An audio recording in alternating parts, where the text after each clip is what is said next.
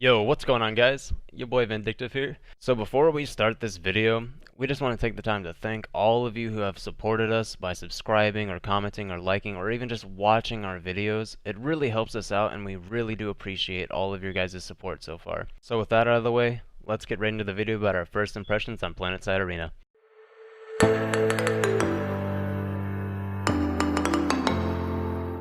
I'm just gonna say it now.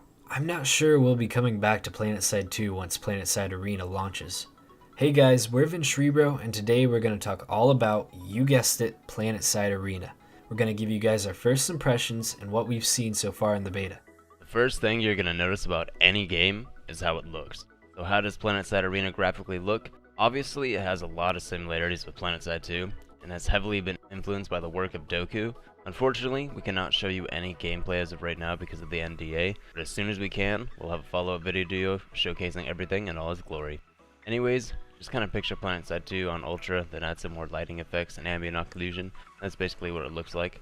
It actually looks pretty great for being in a beta. I think they've done a pretty bang-up job so far. The best graphical improvement, though, has to be by default, every player has a ski mask on. So the ugly-ass looking faces of Planetside 2 are no more. Currently, the game is running very smooth for being in its beta testing, but I found one issue that is vital to the game's success. And that's when every time I go into a close quarters fight, the gameplay becomes very choppy, and it becomes very difficult to put up a good fight. This issue may be subjective to just me, but it was destroying the fun. I loved how smooth everything else works, whether it was the gunplay or the movement. It feels really similar to Planetside 2. There was no time where anything else felt like it needed some changes to make it run better. A big thing that was on everyone's mind is how are the guns going to perform and feel compared to the guns of Planetside 2? When the devs said they would feel very similar, they definitely weren't kidding. Most, if not all, of the weapons that spawn in the Battle Royale map are from nanite systems, so they feel like a nanite system gun, you know, low recoil, easily controlled, and mid-range damage. There are other TR influence weapons available to unlock, where you just buy them from the terminal spread around the map for the nanites. These more faction-specific guns definitely fit the bill for TR weaponry. The other factions, VS and NC, have not yet been represented in any noticeable way as of now. However, the devs have stated themselves that they will slowly integrate what is left of the now broken factions of Planetside 2 into other parts of the game. So what is different about the weapons in the BR mode? Well, instead of being able to customize your weapons and load out with the terminals, the attachments are already integrated into the weapon by level.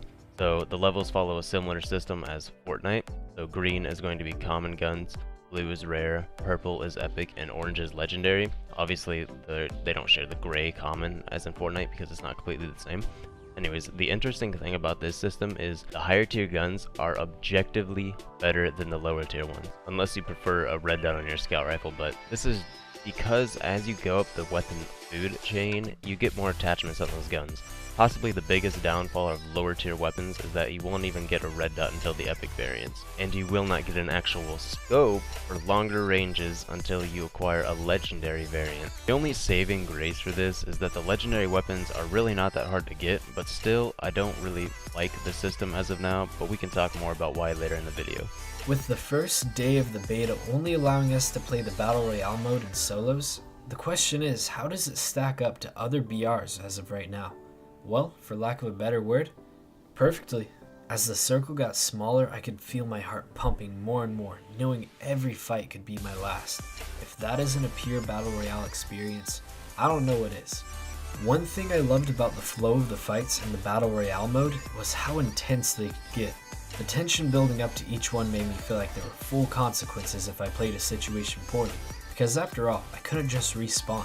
Luckily, most of the time when I found myself in an undesirable situation, I would be able to get out of there quickly because I could spawn my Tempest out of thin air.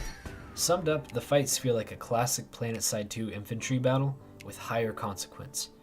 So now let's talk about the vehicles. In particular, what kinds of vehicles that are available in the Battle Royale mode right now and how they impact the gameplay.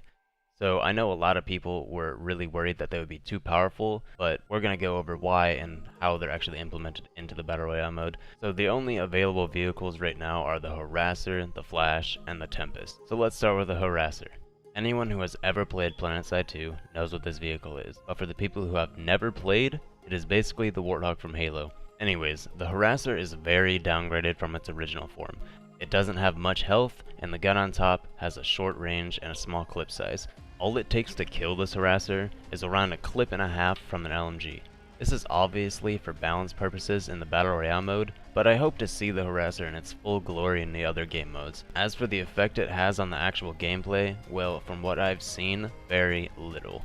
But you have to take into consideration that we could only play solos, so any Harasser that we ran into was just one dude manning it and trying to gun it at the same time. Well, for the Flash, it's a Flash, but you can do backflips and shit when you use the boost and go off shit. It's actually kind of fun. Also, you can spawn the Flash and the Tempest kind of like you can spawn a horse in Realm Royale if you've ever played that game. Now let's move on to the Tempest, and oh my god, this thing is so much fun to drive. It's kind of weird at first because you steer with your mouse instead of WASD, and you know it's a hover bike so you can strafe side to side with A and D as well. But anyways, I had so much fun just using my jetpack ability to fly off of a mountain and spawning my Tempest and then flying through there like a fucking missile when you hold the boost down when you go off the mountain. It's so cool and it's a great addition, and if Planetside 3 ever came out, we would definitely want to see it in there. Hey, speaking about Planetside 3, we made a whole video talking about things we would like to see. Feel free to go check that out if you're interested. Anyways, let's move on to the pros and cons we have gathered from our first experience with Planetside Arena. Let's get into the pros and cons. The first pro of Planetside Arena's Battle Royale mode are the better graphics. Not only do they look a lot like Planetside 2 on Ultra, but they run much more smoothly. The second pro is the game mechanics. Every part of it feels like it's the Planetside we know and love. The third pro would have to be the UI system. I found it very minimalist and easy to understand, which is crucial when you're in a Battle Royale environment. My fourth pro would have to be flying in on the Bastion fleet carrier into Amarish. This is because once you have the opportunity to drop, people will, and it looks a lot like an epic alien invasion. The fifth and final major pro I can think of is the retouched map. A good portion of the map features really interested me. I saw a destabilized warp gate, a massive tank, and huge energy windmills. I'd honestly really love to learn more about how all this happened. This change in the features of Amarish made me feel like I was actually in a living, breathing, dynamic world. The cons that we have about Planetside Arena so far from our 3 hours of playtime are 1. The way the weapon rarity is balanced. Higher tier weapons are far and away better, and I would suggest adding a red dot to the rare variant. The common can be iron sights, because that's really the only problem, is not having an actual sight. And that leads me right into my next point. The iron sights are literally unusable if you are receiving fire. Not sure if this is a bug or it is intentional, but I figured I'd put it anyways. This is because when you take fire, your shield lights up all around your iron sights, and since the graphics are so flashy and everything, it really makes it very difficult to shoot back accurately. My third con is more of a subjective one, and this is probably just because it's a beta, but heavy lag when in a close quarters fight. I personally did not suffer from this too much, but Vaughn said it was horrible, so I think it's worth mentioning as a shout out to the devs at least. My fourth con is a very simple one, and it's very easy to fix. So basically, the sensitivity that you can use in Planetside Arena is not precise at all. It goes in ranges of percentages, and I dislike that very much. My change to this would be just to implement the one from Planetside 2. It's already perfect, so just use it. And the fifth and final con I have for Planetside Arena is how the loot is dropped after killing someone. Currently, they're using the same kind of system as Fortnite, so everything just drops on the ground. While I don't necessarily dislike the system, it just feels that the drops are way too close together, and it can be pretty hard to sift through all the items on the ground and get what you want in a timely manner. Maybe if the items are more spread out, this could fix it, or maybe they could do a tab looting system like in PUBG to help organize things when 2 or 3 people are killed around the same spot. Anyways, that's all of our pros and cons. So what are our final thoughts about PSA thus far? Well, we can definitely say the game has a lot of potential, and I hope that the devs fulfill it. Plus, we honestly can't wait to see other game modes and how they're handled, especially Massive Clash.